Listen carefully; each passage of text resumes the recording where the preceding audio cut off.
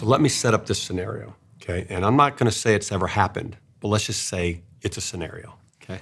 So I'm laying in bed in a dark room, and my wife's laying next to me, and we're not asleep yet. And as I'm starting to shut the blinds, I hear a voice. Let's just say this is hypothetical. Of course. Yeah, of course it is. And what I hear is, Jeff, I'm lonely. Okay, so if you're me, what are you feeling? I can tell you what I was feeling. A lot of things. First thing, I'm afraid. Yeah. I'm afraid. Then I probably went to some shame and guilt, probably some toxic shame. We'll talk about that later. But what am I not doing right? What am I doing wrong? I don't like her being lonely. I don't want her to be lonely. And then, because I'm uncomfortable with all my feelings about her having that feeling, and somehow I think I'm responsible and I'm doing something wrong, now I need to fix it. I need to fix her so I can be okay. Yeah. So I immediately go into fix mode, which is I'm going to talk her out of being lonely. So let's just say hypothetically, I remind her that we've been on a date last week. I remind her that I've been coming home on time from work. I remind her that she's got all these friends. I remind her of this great community that she's in. I remind her of all the reasons why she should not be lonely, okay? Now, in that moment, what I don't realize is she's getting lonelier by the minute while I'm talking her out of her loneliness. Yeah. Okay, now, what I don't know at the time is she could be lonely about a lot of things. We're going to talk about this. She could be lonely for me, which may have been true, which, by the way, may have been true because she was getting more of me than she ever has, and she just wants more. Sure. Okay? She may be lonely in a relationship with God. She may be lonely in some relationship with her friends.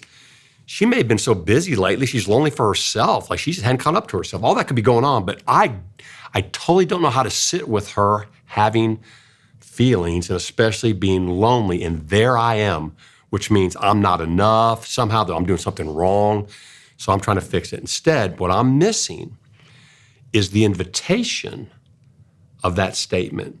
When Brenda said to me, Jeff, I'm lonely, she was inviting me to see her, okay? So we're gonna talk about loneliness. The feeling of loneliness is the truth about her in that moment. Yeah. Okay, that's the truth. Again, feelings are not always telling you the truth about what's real, but in that moment, it's what's real about you. Now, you can go a couple places with that, but if you try to deny or push down, okay, or shove down the vulnerability of loneliness, you go to something you're going to talk about called apathy, okay? If you can step into the confession of I'm lonely, well, there's gifts, okay? The gift of being lonely is intimacy. And the need that's met is something that she would in that moment have been wanting. It would be to be known. To be known. Yeah. Talk about that, Phil. Yeah. Loneliness is, Jeff, it's so common these days. We even have a phrase, really, especially coming out of the pandemic in 2020, really more than that too, called the loneliness epidemic. Yeah. Sociologists and even the Surgeon General, U.S. Surgeon General, says loneliness is now an epidemic, and has even recommended that physicians screen for loneliness when they're doing a physical exam. So it's a real thing and can sometimes be overlooked. And loneliness really, Jeff, has to do with what your wife may have, of course, hypothetically been saying to you. Is that loneliness is an outcome in some ways. Loneliness is an outcome of having all these feelings about life and no one to do it with. Even if someone's lying beside you in bed, or if you're in a room of 100 people, or you're sitting across from someone having a cup of coffee or a meal. We often, most humans, I think all humans have had the experience of, man, I can be in a room of 100 people and I feel lonely. And that's what's happening. Is loneliness is I'm having these feelings, I'm in this human life, and I don't have anyone to do it with, and I really wish I did. So when we pay attention to that loneliness, the outcome of that, naming it, investigating it, expressing it, stating it out loud, so we move toward this gift called intimacy. There's a movie that came out several years ago with Tom Hanks called Castaway, And you would think that this man's external environment, it was perfect. He was on a tropical island. The temperature was always perfect. No traffic jams, no boss, no demands, no deadlines. Life externally was perfect. And he risked life and limb in this movie to get back home to Memphis, Tennessee from a tropical island, not because a tropical island is not a fun place to be with no hassles, but because the people he loved were in Memphis and he risked life and limb to do that. And as a matter of fact, he had a companion. Now we know that was a volleyball that had a name called Wilson. And we went to that movie, and as we watched that movie, we didn't think he was psychotic. We didn't think he was crazy. We didn't think, oh, well, that's ridiculous to have a relationship with a volleyball. Because we were able to imagine as humans, what if I were on an island and I had no one to share my life with? And I've had all these feelings about life and no one's there to do it with. I would totally invent a person with a volleyball named Wilson. And so he was seeking that intimacy, and then this need that God uncovered was the need to be known, needed to be deeply known.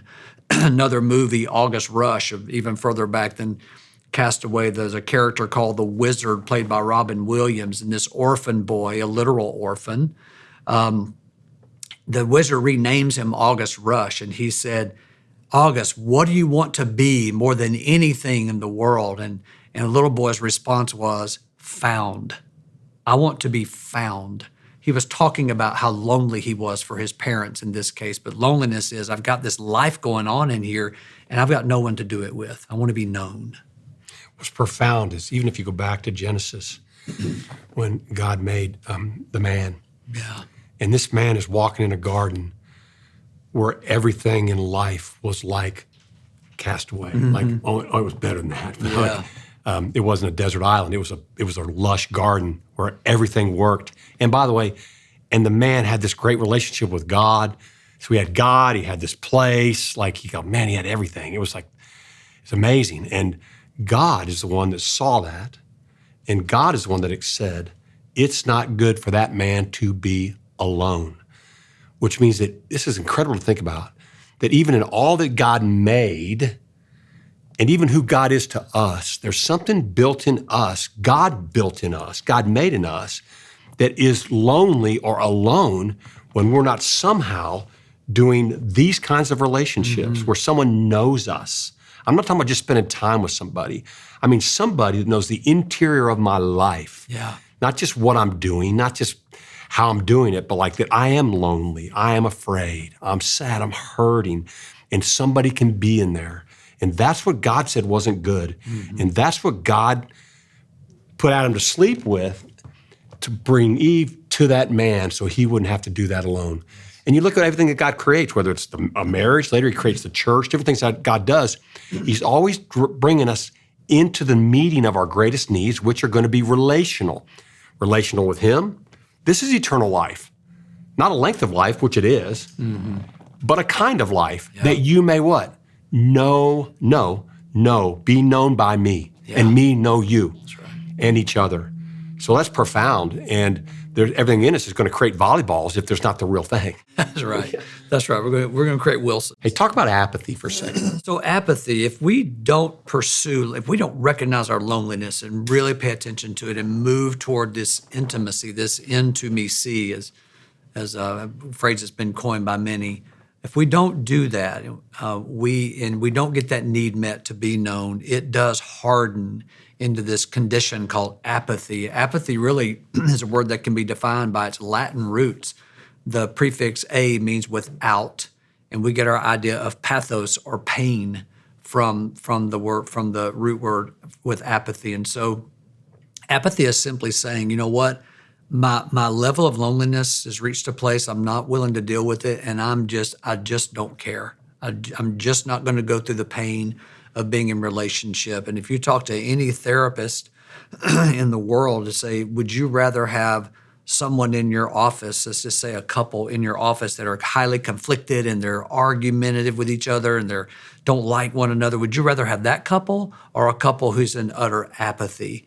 Every therapist out there says, oh, please give me the highly conflicted couple. Yeah. Because the couple that is living in apathy, they are become unreachable because I'm not going to deal with the pain of reaching for you in my loneliness or receiving when you reach for me because it's just too painful, so I quit. Oh gosh, I've told so many people, look, if she's still hurt by you, you still got a chance because that means you still matter enough for her to be hurt by you. Yes, that's right. Whatever it is. But when she goes to apathy, she's close to done. That's right. I've told the guys, I work with guys, so that's why I would say that. Oh my gosh. That's really true. And so we can't really, we have a hard time tolerating as humans being with someone who is apathetic.